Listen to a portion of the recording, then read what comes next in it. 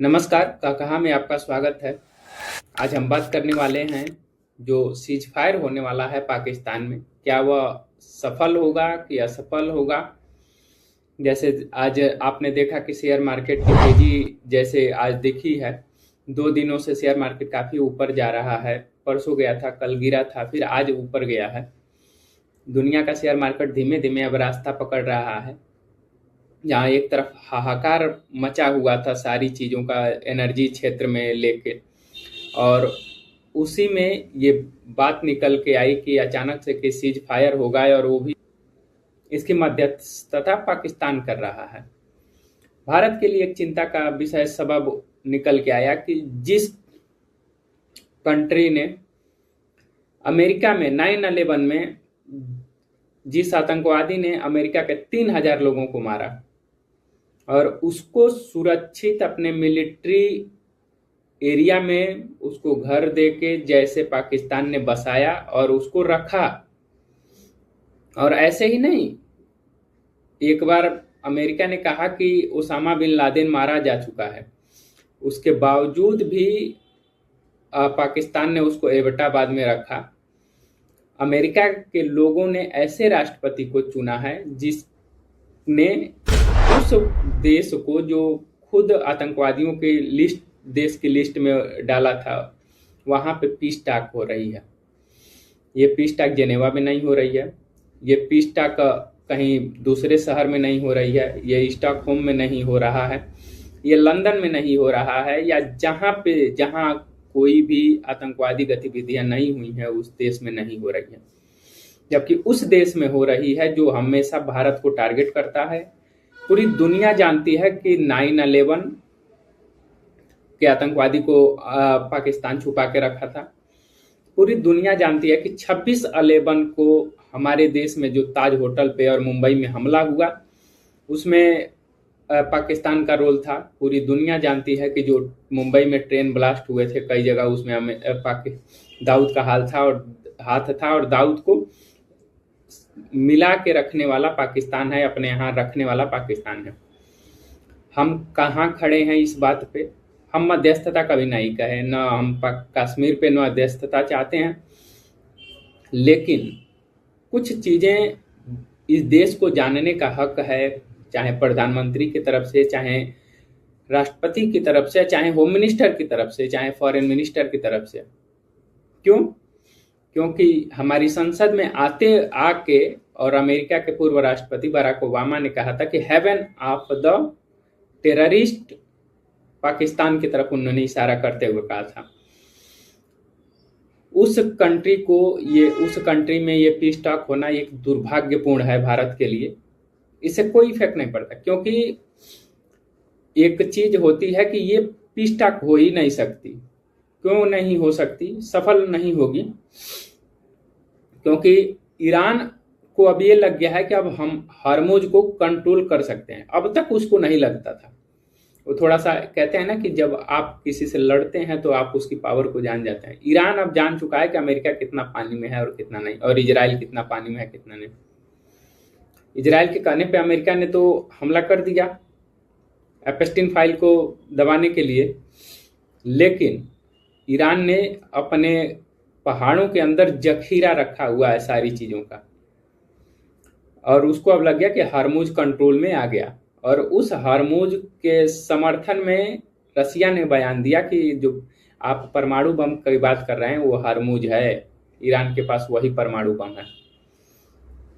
साथ ही middle term का वहाँ पे इलेक्शन होना है, अमेरिका में हाहाकार मचा हुआ। लोग कह रहे हैं कि अब इजराइल अमेरिका को चला रहा है। ऐसे भारत के लोग कह रहे हैं जैसे कि अब अमेरिका से, जैसे सीज फायर का आया ना पाकिस्तान और भारत में हुआ था, तो ट्रंप ने कहा, कम से कम ये तो ट्रंप से कहा जा सकता था कि तुमने कहा, हमने माना, तुमको पाकिस्तानियों ने रिक्वेस्ट किया, हम सीज फायर छोड़े, पाकिस्तान को छोड़े, आतंकवादियों को मारे, लेकिन तुमने वहां क्यों चुना? तुमने कहा कि रसिया से तेल नहीं लो, तुमने स्पष्ट तौर पे कहा, हमने उसमें भी कटौती किया, लेकिन तुम उसको क्यों चूज कर रहे हो? या तो अमेरिका धोखा दे रहा है भारत को या पाकिस्तान को, किसी एक को तो धोखा दे रहा है अमेरिका, क्योंकि अमेरिका की बात पे कभी विश्वास नहीं किया जा सकता। अमेरिका के अपने उपराष्ट्रपति को ट्रंप भेज रहा है पाकिस्तान। ईरान कह रहा है कि जब तक लेबनान पे हमले नहीं रुकेंगे तब तक हम आएंगे नहीं। साथ ही ईरान ये दावा करता है कि भारत की जो सभ्यता है और ईरान की सभ्यता है मिलती जुलती सभ्यता है, जब अमेरिका का जन्म भी नहीं हुआ था। और अमेरिका के वहाँ के आदिवासी भी कहते हैं कि ये जो वाइट लोग आए हैं ये हमारी ज़मीनों को हथिया लिए हैं, उस बात पे। साथ ही अब ट्रंप की ट्रोलिंग हो रही है और कुछ बातें हैं जो मैं आपको बताता हूं कि ये पीस टॉक क्यों सफल नहीं होगा। पीस टॉक कब सफल होता है, जैसे अगर घर में ही झगड़ा होता है तो कब सफल होता है कि जो बड़ा कोई आए और किसी बच्चे को डांटे और दोनों पर असर पड़े। इसमें बड़ा है कौन? पाकिस्तान खुद कटोरा लेके भीख मांगने वाला, उसके यहाँ सारी चीजें, अपने ही पूर्व प्रधानमंत्री को जेल में रखा हुआ है। जिस दिन कमजोर हुआ वहीं पे चारों तरफ बम फूटेंगे। बलूचिस्तान अलग होने के राह पे है। साथ ही तमाम तरीके के जो हथकंडे हैं, आप देखिएगा आसिम मुनीर को, एक बार वो पीछे तो प्रधानमंत्री के चलता है, लेकिन जब प्रधानमंत्री जब शहबाज शरीफ वहाँ के चलते हैं तो बार बार पीछे मुड़ के देखते हैं कि कहीं डांट न दे। मतलब कंट्रोल पूरा आर्मी का है, और आर्मी के कंट्रोल में होने का मतलब कि वहाँ डेमोक्रेसी नहीं है। डेमोक्रेसी होने का नहीं मतलब कि आईएसआई चला रही है, आर्मी चला रही है और आईएसआई पाकिस्तान को चला रहा है। इस चीज को अमेरिका क्यों एक्सेप्ट कर रहा है? और दूसरी बात कि जो मैंने कहा कि क्यों सफल नहीं होगा, तो अमेरिका की बात पहले ही दिन इजराइल नहीं माना और उसने लेबनान पे बहुत ज़्यादा जोर अटैक किया। अब तक जितना नहीं किया था उसने सीज फायर लागू होने के बाद किया। उसका मेन एम था कि हम इस बात को मानेंगे नहीं। इजराइल कह रहा है कि हम पाकिस्तान को नहीं मानते, ईरान भी कह रहा है कि हम पाकिस्तान को उतना वैल्यू नहीं दे रहे हैं। लेकिन अगर मान लीजिए कल आते हैं जेडी वेंस वहाँ पे और ईरान नहीं पहुँचता है तो क्या होगा? जाहिर सी बात है कि अमेरिका गुस्सा होगा। और अमेरिका का जो सनकी तानाशाह है, जो नाटो को तो मानता ही नहीं है। पहली बात तो नाटो को नहीं मानता, दूसरी बात कि आईएए है जो परमाणु का देख रेख करती है जिन देशों के पास है, उसको भी नहीं मानता। उसने जेनेवा कन्वेंशन को भी नहीं माना। अब बड़ा कौन बचा है? वो वर्ल्ड हेल्थ ऑर्गेनाइजेशन से वो पीछे ही हट गया है, सब जगह निकल गया है। कौन उसको मनाएगा?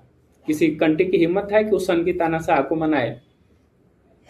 वो आएगा, अपनी धमकी देगा ईरान को, और ईरान अब नहीं झुकने वाला है। ईरान हरमुज नहीं छोड़ने वाला है, किसी भी कीमत पे नहीं छोड़ेगा। वो अब मजा चीख लिया है। अब तक उसके मन में डर था, जो शंका था, अब वो क्लियर कर चुका है कि अब मरेंगे तो ठीक है, कोई दिक्कत नहीं, लेकिन अब छोड़ेंगे नहीं अपनी ताकत जो है। और वो जानता है कि थोड़ा सा भी और 2 महीना भी अगर ये वार चल गया तो जो एशियन कंट्री है वो तो कंगाली की तरफ बढ़ेंगे ही। मिडिल ईस्ट फिर ऊँटों पे चलने लगेंगे लोग, और अमेरिका जो है वहीं पे कहीं ना रिजाइम चेंज हो जाए, जो अमेरिका ईरान में कराना चाह रहा था। तो ट्रंप इस बेसिस पे वो अपनी सत्ता को बचाने के लिए, और साथ ही अपनी बलिदानी देगा ट्रंप इस बात पे, जैसे अपनी ताकत दिखाने के लिए कि अमेरिका का वर्चस्व बना रहे।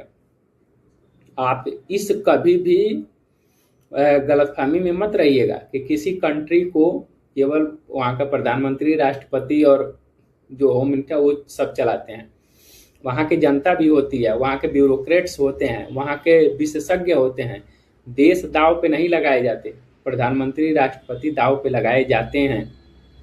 तो अमेरिका इतना मूर्ख नहीं है, वो राष्ट्रपति को दाव पे लगा के हटा सकता है, लेकिन इनसे वो काम करवा देगा जिससे 50-60 साल तक शांति रहे।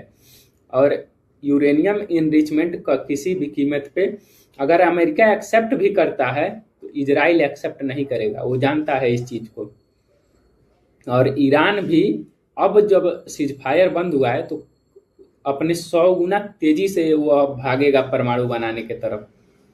तो इस तरीके की जो चीज हो रही है, अब कल की बात देखते हैं कि क्या होता है। लेकिन मुझे नहीं लगता कि ये होगा। ईरान को थोड़ा सा लॉलीपॉप दिया गया है बाकी कंट्रियों को कि थोड़ा सा स्टेबिलिटी आए, जो पूरे विश्व में हलचल मची हुई थी। उसके बाद हो सकता है कि इन्फिल्ट्रेट कर दे, क्योंकि जितना लाव लश्कर लेके आ रहा है अमेरिका पाकिस्तान में, हो सकता है कि कुछ ऐसी चीज़ लेके आए कि वो इन्फिल्ट्रेट कर दे यहाँ पे ईरान के बॉर्डर पे पाकिस्तान के थ्रू। क्योंकि आपको पता है कि पाकिस्तान में भी अमेरिका का परमाणु बम रखा हुआ है। जो भारत का ऑपरेशन सिंदूर हुआ था उसमें इसी बात पे हुआ था कि जहाँ पे अटैक किया था भारत ने, वहाँ पे अमेरिका का ये सुनने में आया था कि वहाँ परमाणु बम है, उसने रखा हुआ है। तो इस्तेमाल वो कर रहा है और अमेरिका इन्फिल्ट्रेट का, क्योंकि वहाँ से 100 गाड़ियाँ भी आ रही हैं। तो ये ऐसे नहीं हो रहा है, कमांडो उतर सकते हैं, कुछ लगा सकते हैं, ये भी सारी चीज़ें चल सकती हैं। लेकिन मेरा नहीं मानना है, क्योंकि जो आदमी जेनेवा कन्वेंशन को ही नहीं मानता, जो आदमी आईएई को नहीं मानता, जो आदमी नाटो देश को नहीं मानता, जो आदमी अपने यहाँ के पूर्व राष्ट्रपति हैं उन सबों की इज्जत नहीं करता, वो किसी की नहीं सुनेगा। उसका एक मेन मकसद होगा क्या ईरान माने तो माने, नहीं तो आगे बढ़े। वो खुद बोला हुआ है कि अब आप हमारी आर्मी जो है वो गोला बम बारूद लेके बैठी हुई है, अगर पीस टाक हुआ तो ठीक है, नहीं तो हम उसकी और 10 गुना हमले तेज कर देंगे। ये कोई राष्ट्रपति बोलता है कि जब एक तरफ बात हो रही है शांति के लिए, उसके बाद ये ट्वीट आता है उसका। आज ही का बोला है कि हरमुज पे जो ईरान का रवैया है, ऐसी बात कोई नहीं हुई थी। तो वो प्लान कर रहा है।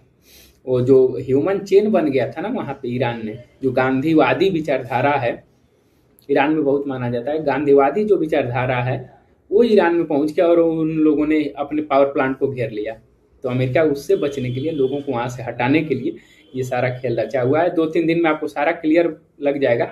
और मेरा यही उपाय है और सुझाव भी है कि शेयर मार्केट से थोड़ा सा बच के चलिएगा, थोड़ा सा पैसा पास रखिएगा। क्योंकि अगर ये चला तो केवल एनर्जी क्राइसिस ही नहीं आएगी, फूड क्राइसिस भी आएगी, और आप मौसम का देख ही रहे हैं। तो थोड़ा सा बच के। जय हिंद, आप सभी का धन्यवाद।